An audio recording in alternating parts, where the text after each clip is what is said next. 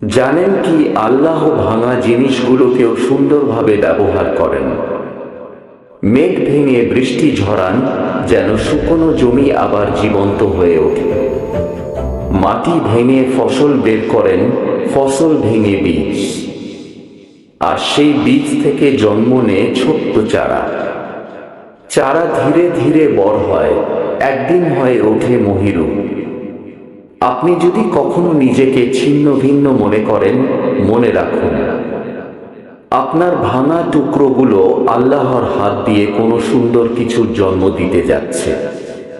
শুধু বিশ্বাস রাখুন, ধৈর্য ধরুন, কারণ আল্লাহ আপনার জীবনের জন্য পরিকল্পনা করেছেন এক অনন্য, অসাধারণ সৌন্দর্য। ভিডিও ভালো লাগলে লাইক, কমেন্ট ও শেয়ার করে সাপোর্ট দিন। নতুন নতুন ভিডিওর জন্য চোখ রাখুন অচেনা চোখ চ্যানেলে।